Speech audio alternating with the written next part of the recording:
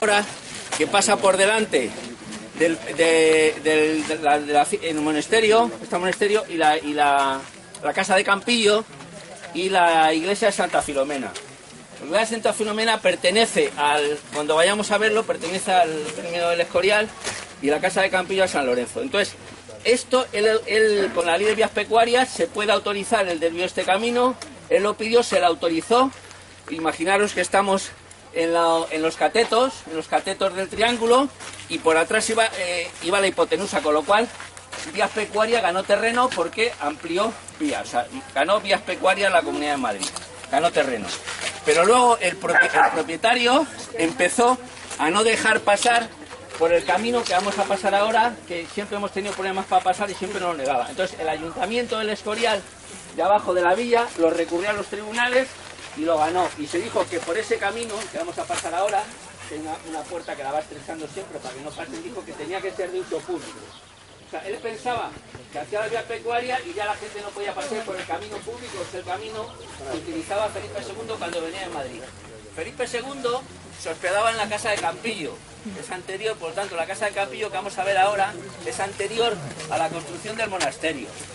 Cuando le traían en andas y tal a Felipe, pues le traían por ahí. Entonces, bueno, esta es la historia, que también se luchó mucho. El grupo Correcaminos, al cual pertenezco, siempre hacíamos marchas reivindicativas sobre ese camino, y cuando vamos ahí, pues siempre la propiedad nos pone problemas y le decimos, no, oiga, que hay una sentencia firme que por aquí podemos pasar. Y entonces, bueno, esa es la historia. Gracias. Venga, vamos a hacer...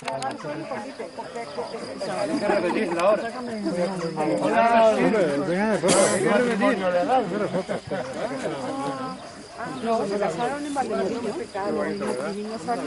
Ay, mira, me gusta el resultado de ejecuciones. Aquí lo vemos.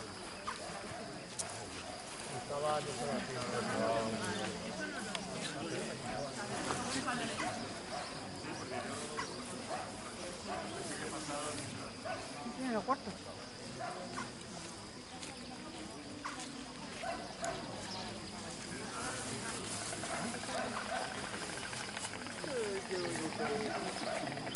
Pero el camino sí que es público, entonces no nos salimos del camino, ¿vale?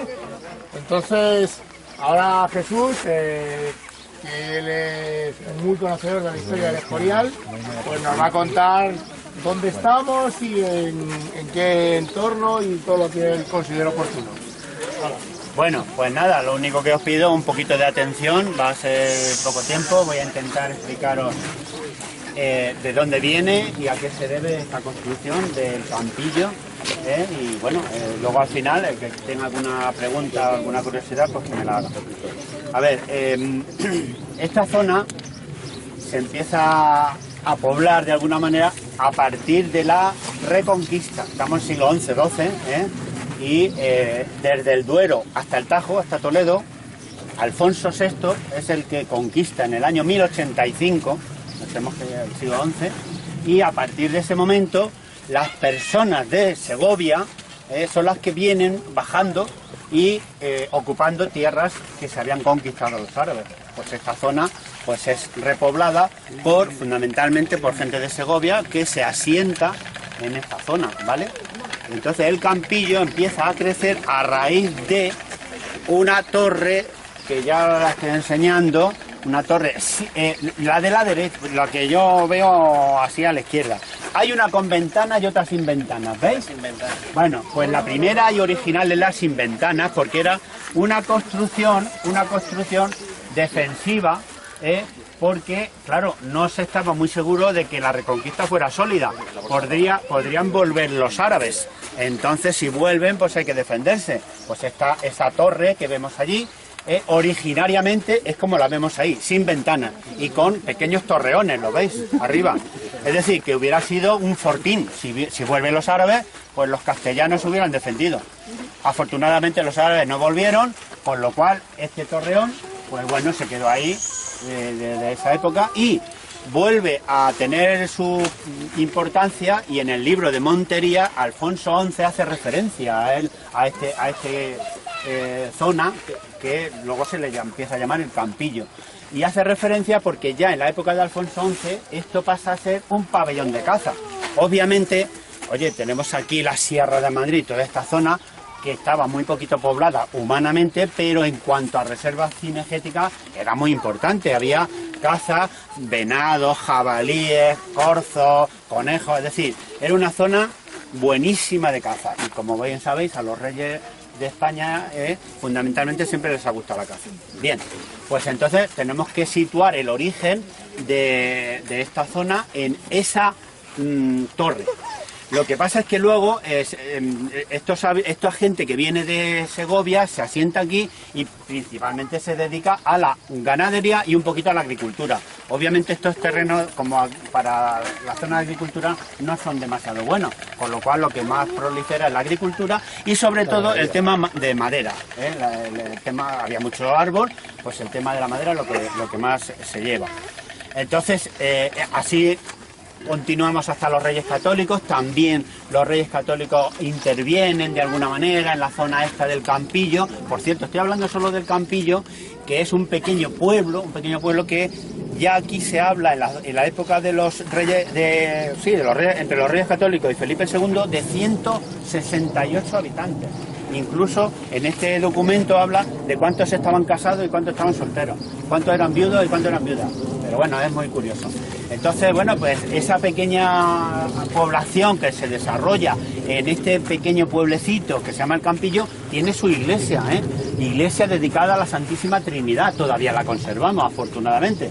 El resto de las cosas se han ido perdiendo, pero lo importante, la iglesia, y sobre todo, más antiguo que la iglesia es la casa, el edificio ese rectangular cuadrado que os he enseñado antes. Bueno, Felipe II lo que hace es que le estorban, de alguna manera la gente que vive aquí le estorba, porque él ha comprado todos los terrenos, ha pagado un dinero e incluso incentiva económicamente a la gente para que se vaya. Él quiere todo esto sin habitar, porque él también practica la caza y digamos que no le viene bien que haya aquí personas viviendo, y consigue pues deshabitar las cosas.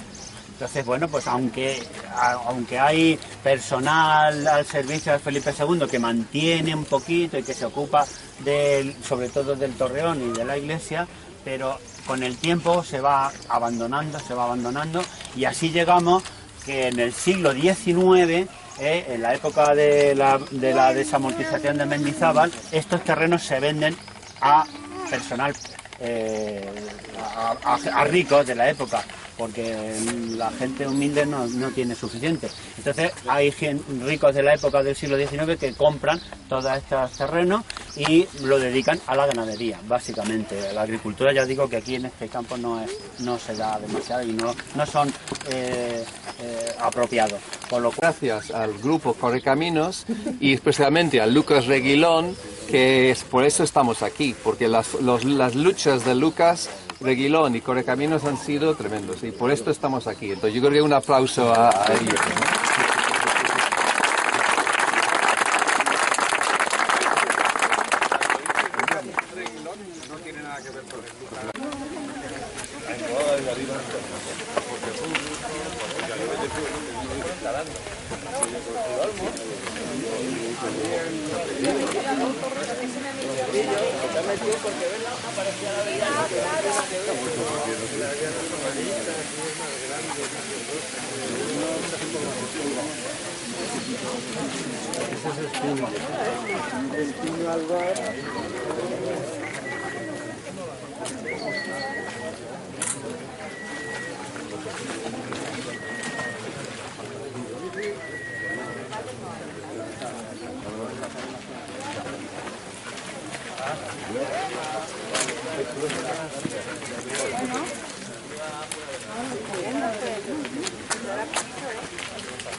¿Cómo se llama esta laguna?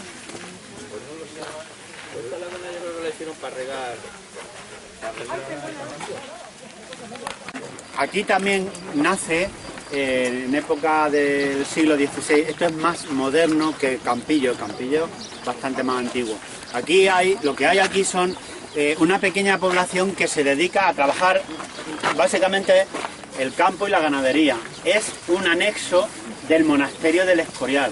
Aquí lo que hay son trabajadores, pero también hay algún que otro fraile jerónimo y se dedican a producir alimentos y carne, leche, etcétera, huevos para abastecer las necesidades culinarias del monasterio. Hay por delegación varios monjes aquí. En época de Felipe III encarga al arquitecto Juan Gómez de Mora un edificio para, por lo menos, tener aquí un sitio donde los jerónimos que se encargan de que esto funcione, de que esta delegación del monasterio funcione, pues tengan un local, un sitio en donde poder primero vivir, recibir, y segundo, pues poder almacenar algunas que otras cosas, e incluso el rey también en algún momento viene y se hospeda en este edificio, ¿vale? Entonces lo que ocurre es que este edificio pues se usa muy poco tiempo, relativamente poco tiempo, y bueno, pues después de los Austrias, realmente los Borbones no hacen ni caso de este edificio y se va deteriorando. Mucho más cuando la orden de los Jerónimos se amortiza, porque es una orden que desaparece en el siglo XIX con las desamortizaciones de Mendizábal y los bienes incautados a la iglesia. Entonces el monasterio del Escorial queda sin Jerónimo y este lugar obviamente también.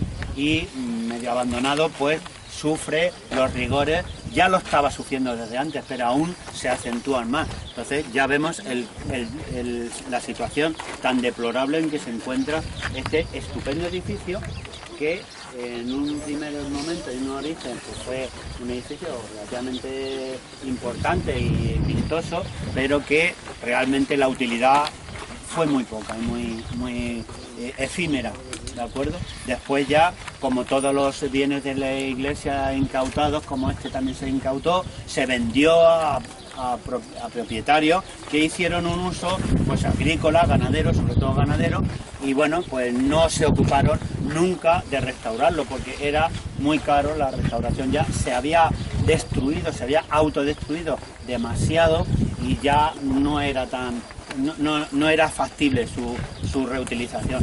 Máxime, mucha gente se llevó de aquí piedras, se llevó bloques de granito, se llevó muchas cosas que se habían ido deteriorando y se habían ido abandonando, pues la gente las utilizaba para llevárselas a sus sitios y obviamente nunca se hubo el material suficiente para restaurarlo, mucho menos como estuvo en su momento. Con lo cual, pues eso, pues una cosa llevó a la otra y hoy día, aunque ya se quiere restaurar, parece ser que esto es propiedad de Anida, una inmobiliaria del BBVA. Anida lo ha querido restaurar, pero lo vemos como lo vamos. ¿Perdón? Les han obligado más que Les han obligado, bueno, pues se les han obligado. Yo creo que nunca va a volver a ser, ni mucho menos, parecido a lo que fue. Pero bueno, es un edificio histórico y lamentablemente, como otros muchos, pues lo estamos viendo como se va deteriorando y se va perdiendo. En definitiva, se va perdiendo. Yo creo que nunca lo volveremos a ver, ni parecido como esto. Y es que tampoco se puede hablar mucho más. Esto, que era una pequeña población, ocurrió como en el Campillo. Felipe II le estorbaba a la gente, esto lo quería dedicar a territorios de caza, terrenos de caza, y le estorbaba. Entonces le indemnizó de alguna manera y la poca gente que hubo aquí terminaron yéndose. ¿De acuerdo? Entonces, bueno, pues esa es la historia breve y pequeña que yo he podido ir acumulando de lo que fue Monet. Hace un año y medio y os voy a contar lo poco que hicimos. Y más que nada, quizá más interesante alguna pregunta, porque sé que fue una intervención que suscitó mucha curiosidad, porque mucha gente pensó que se iba a restaurar el edificio, que realmente se iban a recuperar las estructuras y demás, pero como bien comentabais, fue una imposición de la Comunidad de Madrid a la empresa propietaria de evitar la ruina total del edificio, promovido por la movilización social de este tipo de marchas, de denuncias y de colectivos que habéis estado ahí poniendo en evidencia la negligencia por parte de las administraciones y de la propiedad que llevaban al derrumbe. Y por esta multa se hizo esta intervención de emergencia. No, en ningún momento fue un proyecto de restauración integral del edificio, sino digamos, una intervención de consolidación puntual para mantener lo que todavía estaba en pie. Tenía un presupuesto muy pequeño y prácticamente la mitad se destinó al desalojo de las cigüeñas y al realojo en los nidos que veis al otro lado. Con lo cual, para los estudios técnicos y para la intervención material del edificio, pues quedó una partida muy pequeña. Y nos la repartimos un poco como buenos hermanos los arqueólogos y los restauradores. Para que os hagáis una idea, una obra de este índole es muy compleja y es muy cara, aunque luego el resultado final parezca que apenas se ha hecho nada, que se han puesto 4 ladrillos y poco más. Entonces, bueno, intentamos ser lo más ambiciosos que pudimos y se hizo un estudio arqueológico del edificio para seguir recabando información histórica y documentar un poco la estructura arquitectónica interna. Y dentro de ese trabajo, yo creo que la labor más importante de toda la obra fue el inventario y la catalogación de todas las piezas que se encontraban adyacentes a lo que veis, a los muros. Se había ido derrumbando el edificio y todos esos bloques de piedra pues estaban acumulados. Los extrajimos todos fuera del edificio y uno a uno lo inventariamos y vimos a qué parte del edificio podía corresponder, desde un peldaño de la escalera hasta una jamba de una ventana, una pieza de un arco, una dovela o etcétera. Y una vez que se hizo ese inventario de cientos de piezas, se recolocaron dentro del edificio para intentar evitar el expolio del que os han hablado, pues que aunque ya no es tan evidente, pero sigue ocurriendo, que tenemos un acceso muy bueno de tráfico rodado y es fácil llevarse piedras, son piedras muy grandes, muy buenas, bonitas. Y entonces se acumularon paletizadas y con un listado y demás ahí dentro, por si en un futuro se pudiese acometer la restauración completa del edificio, dado que hay documentación fotográfica y demás y descriptiva, que yo creo que efectivamente no va a ser así. O sea, creo que como mucho podremos seguir peleando porque lo que hay se mantenga y se mantenga un perímetro y demás. El resto ya no lo sé, pero creo que el gran avance de esta intervención, aunque fuese tan pequeña, es que se completó mucho el estudio sobre el edificio, sobre el interior, sobre el uso, la cronología. Y las piezas que quedaban, que estaban a la intemperie y mezcladas y demás, pues ahora mismo, durante unas décadas, están conservadas. O sea, no es una manera de conservarlas in eternum, pero por lo menos están un poco más protegidas. Un porcentaje pequeño, como un 10%, se ha reutilizado. Sí que se han recrecido ciertas zonas por seguridad. Se han recuperado líneas de imposta y se han completado algunas fachadas para consolidar, para evitar ese derrumbe en los próximos años. Entonces ahí hemos usado el material original, que por la manera de caer y demás, pues sabemos de las zonas de las que procedía y se han recuperado esas mismas piezas para reconstruir esas mismas zonas. Pero la reconstrucción que se ha hecho es solo por estabilidad, no por intentar recrear tamaño o forma del edificio, y por eso veis también el tapiado de los vanos, que ha sido otra operación por seguridad, por vandalismo y bueno, por entrada de fauna y demás. Y en el interior lo que se ha hecho es los forjados, los pisos de cada zona que los mantenía, se les han dado una caída nueva para evitar el embalse del agua dado que no tiene cubierta es un problema, y de provocar el desagüe que no quedase embalsado. Con esa pequeña excusa pues se ha hecho unos mínimos sondeos en el suelo. Pero ya digo, no había una actuación arqueológica completa, sino que con los mínimos recursos hemos intentado recabar la máxima información del edificio, porque probablemente no nos dejen volver a entrar hasta que no haya otra multa. Claro, entonces, bueno, pues en estas actuaciones hay que intentar hacer todo lo que se pueda en una. Y luego, a nivel de la portada y del coronamiento de muros, lo que se ha hecho es sellar con morteros también, para que el agua no penetre dentro de los muros y que no siga abriendo y deshaciendo esas estructuras. Y no se ha hecho nada más. Había más chimeneas y, de hecho, en el interior del edificio quedan los huecos de las chimeneas a distintas alturas, y gracias a esos elementos, que son los pocos que quedan, pues hemos podido también estudiar un poco la distribución histórica, porque ha ido modificando, como tú bien decías, dependiendo de quién lo ha usado y para qué, la distribución interna del edificio y la funcionalidad.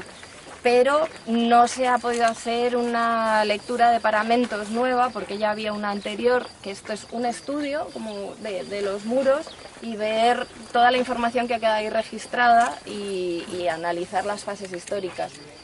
No ha sido posible porque en el proyecto no estaba contemplado un coste de este tipo.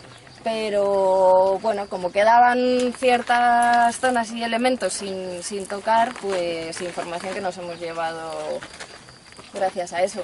Y el resultado del anidamiento, que yo entiendo que es lo más polémico, el gastarnos 150.000 euros en nidos nuevos para que en menos de un año tengamos la plaga, pues bueno, es una lucha contra natura. Y cuando estábamos trabajando, muchos vecinos pasaban por aquí, nos increpaban todos los días de que les estábamos quitando los nidos y que estábamos haciendo una aberración natural. Pero yo creo que todo el mundo tiene que entender que las cigüeñas son un problema a corto plazo muy grave para cualquier edificio, y que sí, son una destrucción asegurada en muy corto plazo, hablo de años. ¿Pero de qué modo destruyen? Disgregan los muros con los excrementos, con la carroña que acumulan, mecánicamente los empujan. Pensar que esos nidos llegan a pesar, en Manzanares tenemos una vecina aquí que es testigo hemos desmontado nidos de hasta 2 toneladas, y eso un edificio no está previsto que lo soporte.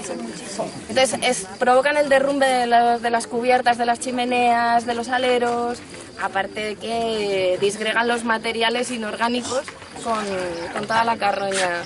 Entonces yo lo siento mucho y entiendo las acciones animalistas, pero son un problema muy grave, y también es un problema de convivencia económica el destinar tanto dinero cuando realmente, bueno, hay que sopesar bien en qué gastar.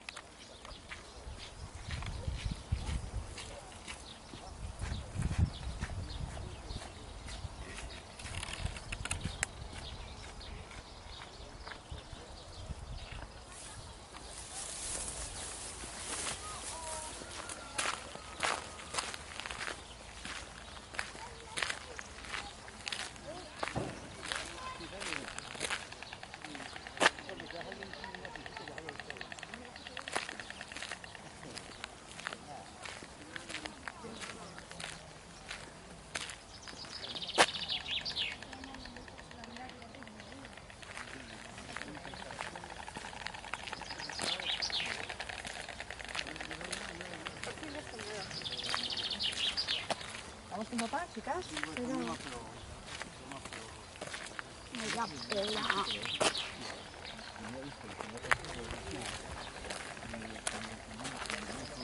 Para que la gente vea.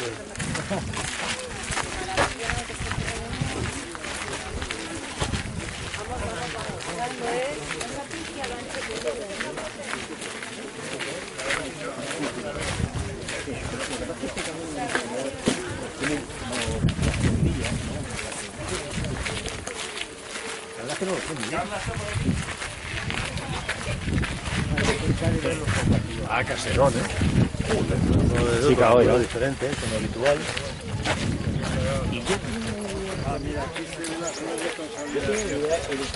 Este edificio es el mío, pero la Luego dormían al apagar. creo que está documentado. ¿Formaba parte de una construcción? Sí, pero que no era esta. Estaba más allá de la... En teoría, que sí que se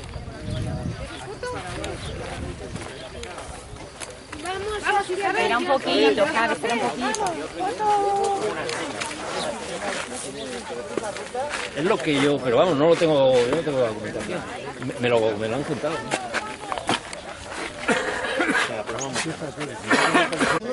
Vámonos, que hay mucho camino de vuelta. Además, pues este edificio ahora ya está consolidado, pero antes tampoco era extraño que a lo mejor algún casco.